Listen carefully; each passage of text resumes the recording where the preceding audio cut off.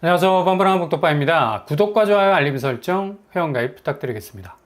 이 분양가가 정말 미칠 듯이 오르는 상황에서 가장 필요한 게 우회로죠. 그래서 지금 같은 시기에서는 딱 두 가지 유형. 그러니까 분양가 상한제가 확실하게 적용이 되는 것도 유의해서 보셔야 되겠습니다. 이런 데는 아무튼 스킵을 하는 한이 있더라도 꼼꼼하게 좀 체크를 해보시고 넘어가셔야 되죠. 그만큼 가격적인 면에서 주변 시세보다는 경쟁력이 있을 수 있는 건데, 한 가지 유의할 점은 분상제라도 요즘 뭐 고분양가로 마구마구 밀고 나오는 것도 심심치 않게 볼 수가 있습니다. 이런 데는 잘 걸러내셔라.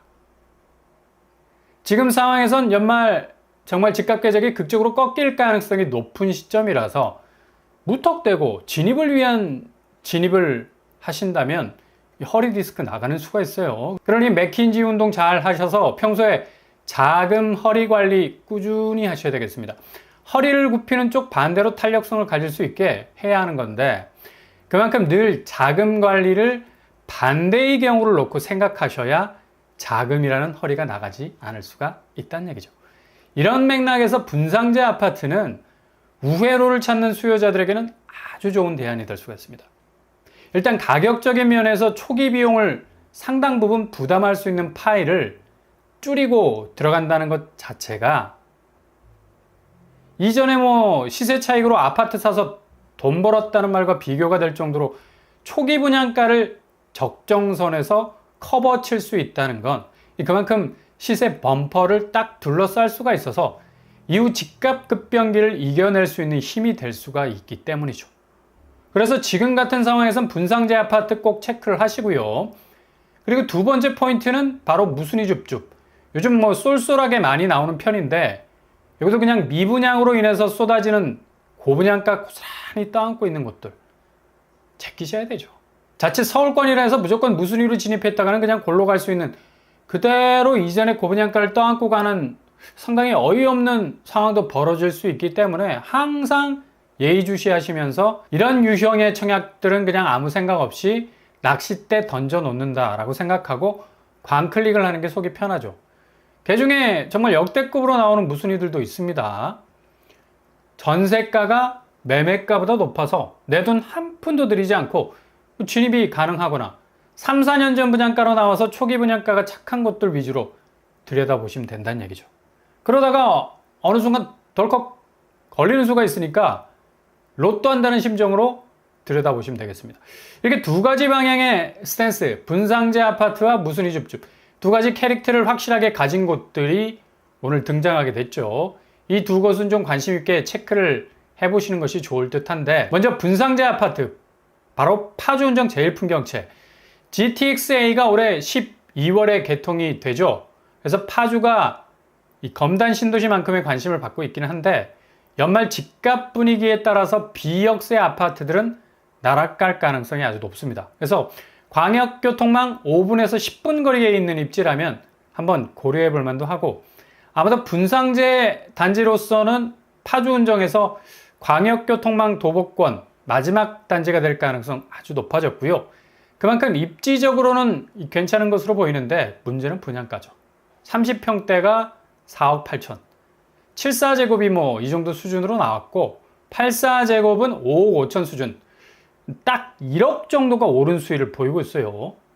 아무리 이 분상제 아파트라도 분양가 고공행진이라는 분위기 무시 못할 정도로 치고 나오는 모습을 보이고 있는데, 주변 시세는 대략 운정 아이파크가 8억 가까이 치고 나가고 있는 상황이라서 분양가는 뭐 그래도 분상제 간판을 달고 있는지라 주변 시세보다는 좀 낮은 수위를 보이고 있네요. 오늘 날짜 7월 22일로 특별 공급, 내일 7월 23일 1순위 공급을 하게 되고요. 아무튼 역세권 분상제 아파트라는 점이 눈에 들어오기는 한데, 분상제 아파트가 5억이 넘어가는 것도 뭐 상당히 부담이 될 수 있는 여지는 충분히 있겠습니다. 잘 점검을 해보실 수 있길 바라고요. 서울, 인천, 경기 모두 지원 가능하겠습니다. 그리고 또 한 곳, 방금 모집 공고가 떴는데 무순위 줍줍 단지, 여기는 올해 나온 줍줍 중에 거의 역대급이라 할 수 있을 것 같죠. 바로 동탄역 롯데캐슬이 무순위로 나왔습니다. 지난 상반기 때 여기가 뭐 22억 찍었다 해서 난리 난 것 아닙니까?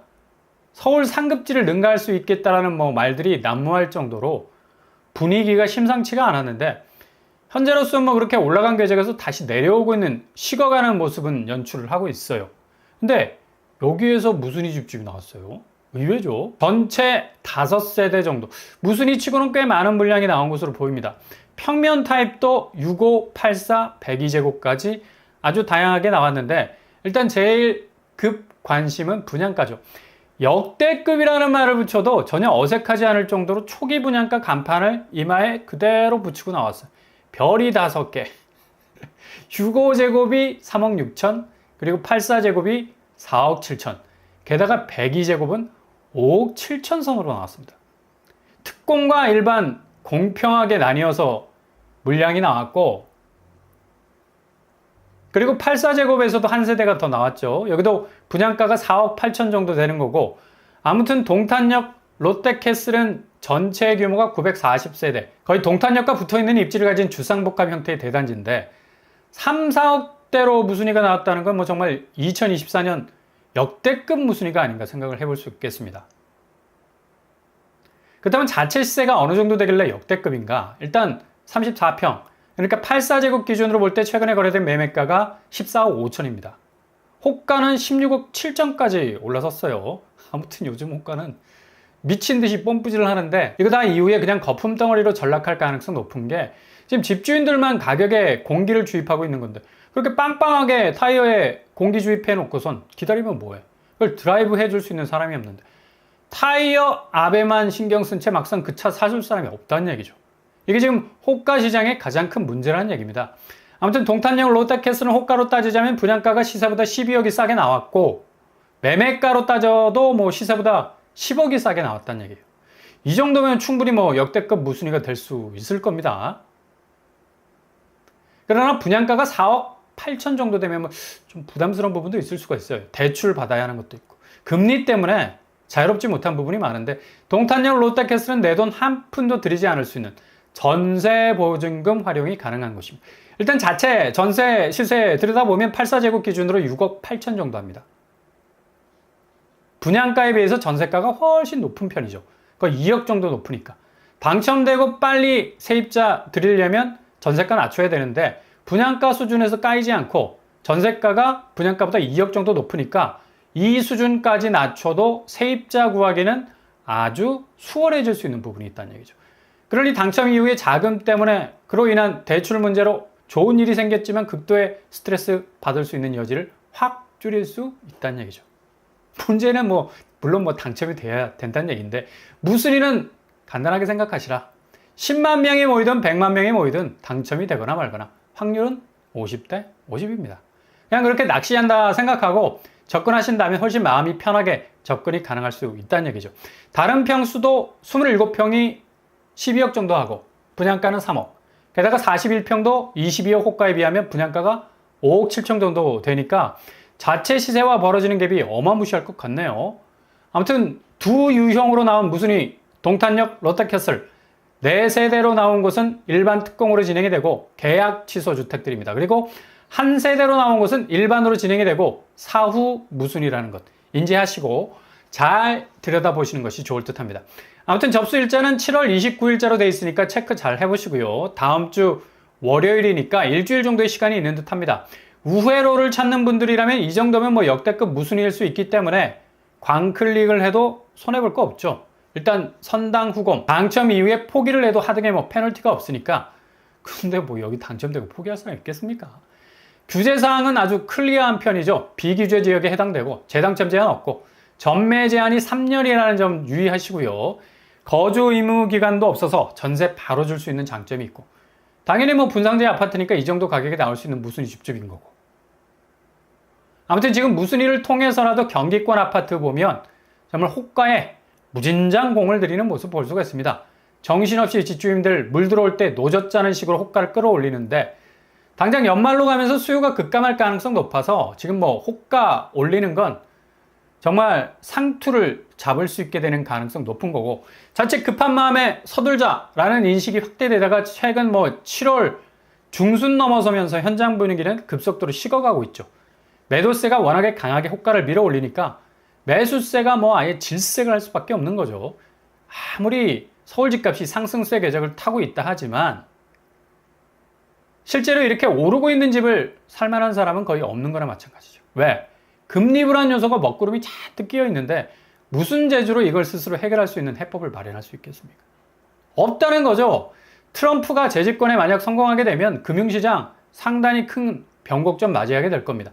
연준이 9월에 금리 인하를 고려할 수 있는 운신의 폭도 뭐 트럼프가 직접적으로 11월 대선 전까진 내리지 말라고 한 거. 게다가 대통령 후보 연설 수락식에서 인플레 끝내고 금리를 인하하겠다는 발언도 결국엔 감세와 관세 정책의 드라이브가 강하게 밀고 나올 건데 현실적으로 물가가 상당 부분 자극받을 가능성 높다는 얘기입니다. 금리를 목표대로 인하하기에는 그 어젠다로 가기에는 현실이 너무 터프하다. 그러니 한국 금융시장의 혼조세는 더욱 심화될 것으로 보이고 집값은 상반기를 거쳐서 하반기 들어서 불장이라 불리던 모든 집값의 궤적이 그냥 호가불장으로 끝날 가능성이 어느 때보다도 높아졌다는 얘기죠. 그러니 급작스럽게 집값 분위기가 돌변할 가능성 아주 높다는 얘기예요.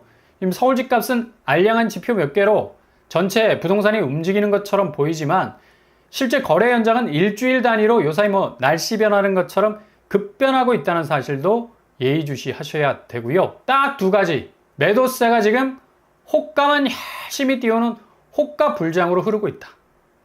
그리고 두 번째, 거래량이 늘어가지만 추세적인 거래를 백업해 줄 수 있는 진성 거래는 더 이상 공격적인 면모를 가지지 못하고 조금씩 뒷걸음질 치고 있다는 것. 이 두 가지 현상만 딱 봐도 앞으로 하반기를 지나서 연말 집값 분위기가 어떤 방향으로 흐를 것인지는 예상이 된다고 볼 수 있겠습니다.